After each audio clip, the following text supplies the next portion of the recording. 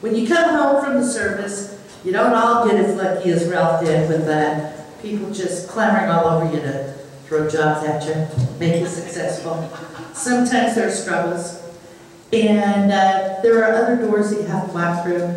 So we have two other people that I invited with Penny's help to come and speak tonight. And first of all, we have finally received a USO chapter here in Portland. And we have Christine Vu, who is going to come talk to us about what the USO does and how come it's so important to us to have one close to home, with all these guys coming home through her gates. Thank you. Christine?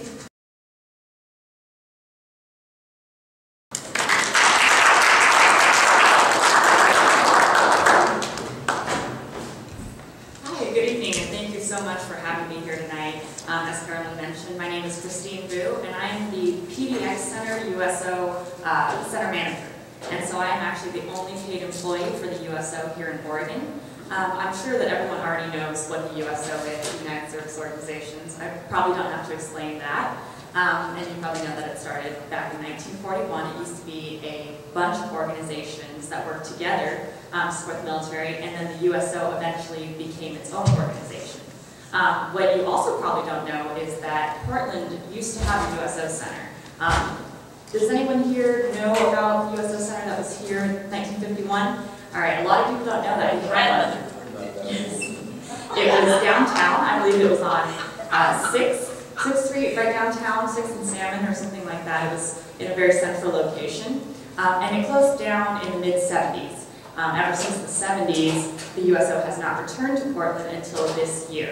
About 2 years ago, retired Army Colonel Joe Williams began starting up a project to bring it back to Oregon.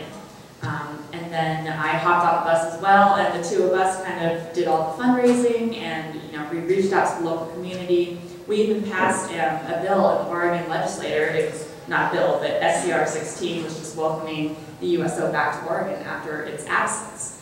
So it took about 2 years to work with the port and to build the center. And so we're very happy to announce that in June of this year, or I'm sorry, this past year, June of 2014, we opened the first airport USO center in Portland. And airport centers, if you didn't already know, are mainly what the USO does as far as centers right now. We also have centers overseas in war zones. We have 6 that are still open in Afghanistan right now. We have them in Korea, in Japan, in Germany. They're all over the place, anywhere that we have our troops and their families deployed. And so what you've got on the table right now is actually a pamphlet showing you what USO Portland has. And to give you kind of an idea of what we do at the Airport Center, back in World War II, the USO was very famous for shows, and I heard a couple people already say Bob Hope, because that used to be the big USO thing, and there were shows and dances.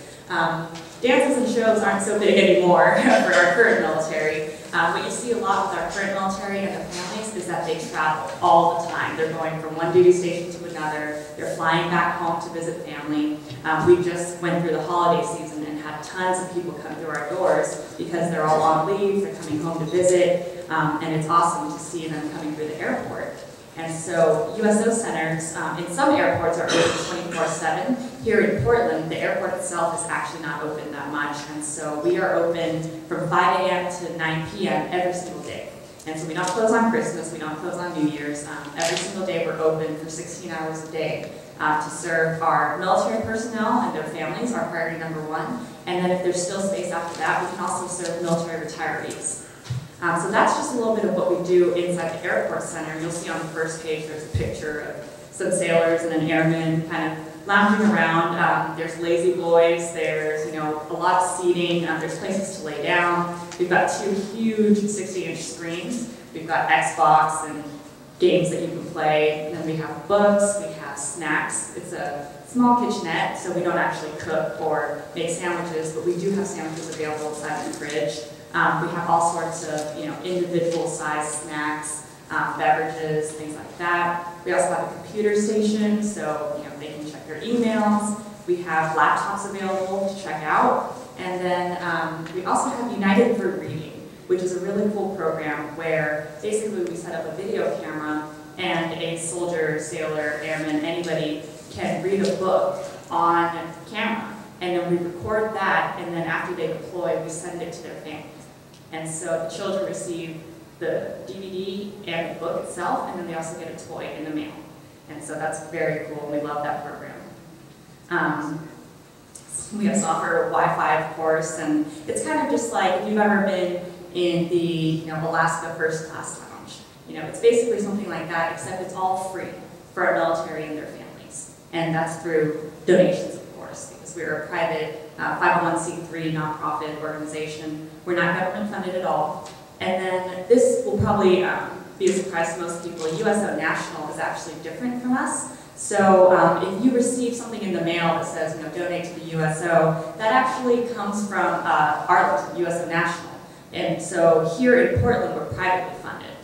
That allows us, as a chartered center, that allows us to use the USO brand and to offer USO services, but we get to customize it to our local area. So you've probably noticed that we don't have many active duty bases here in Oregon, and we also serve Southwest Washington. We don't have any active duty bases down here. We don't have something like Fort Lewis or McCord Air Force Base like we have up north. But what we do have is a lot of Guard and Reserve. And so being able to customize our programs, being privately funded, allows us to customize to the needs of our local military community. And that's a big difference there. So what we need as far as help for the USO is, of course, funding, but then we also need volunteers. So I am actually the only paid employee for the USO in Oregon and Southwest Washington. And we have 85 volunteers right now. But of course, being open 16 hours a day, every single day, we need more volunteers all the time. And so I'll leave a bunch of these with you. If anyone's interested in volunteering, if you know other people that are, there's my email address is on there actually. And I'm the best person to contact if anyone's interested in volunteering. Outside of the USO Center, we actually also do events. And so anytime there's a deployment or a homecoming, anytime there's a unit barbecue, anytime there's a family day, we're always there to support with services as far as sending volunteers to bring a cake or serving food or doing whatever we can to support the event and let the military community in Oregon and Southwest Washington know that we're there to support them.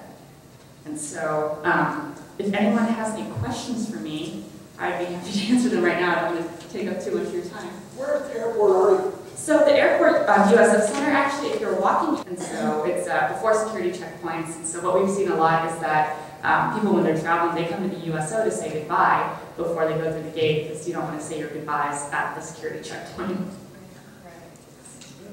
Interesting. How many military people are you tracking? The number of military personnel that are coming through? Yes, absolutely.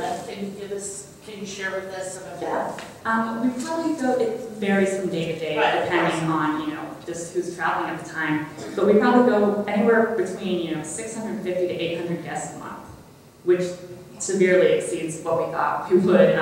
We have some signage, and then we also have a website where people can go online and see where we're at. But it looks like a lot of people have been able to find us, and we're very happy to always serve as many people as we can. It's a small center. The USO Center at Seattle Airport, Seatown Airport, is 8,000 square feet. Wow. We are 650. So it's a smaller airport, smaller USO Center. We're starting with what we can get, and the space is donated by the Port of Portland. And so we actually don't pay rent. That's nice. Yes. So all of the funding for, when we receive donations to the USO in Portland, all the funding goes to, food and then the actual programs that we're providing. Are you providing that coordination for, any of these guys that are coming home if they're wounded for Patriot Guard's notification or any of that sort of thing? We work very closely with the Patriot Guard, a lot for families of the fallen, when we have funerals and things like that. And then we also do the honor flights, of course. Those are awesome. Being in the airport is a great opportunity to have our volunteers go out for the honor flights with the Patriot Guard, but we work very closely with them in Oregon. Thank you. Any other questions? Well, thank you again for having me here tonight and for your support. Where do you need the most help? As far as volunteers, what do you need the most help with? Volunteers do everything. volunteers for specific things. You just get signed up as a volunteer, and then you're made aware of all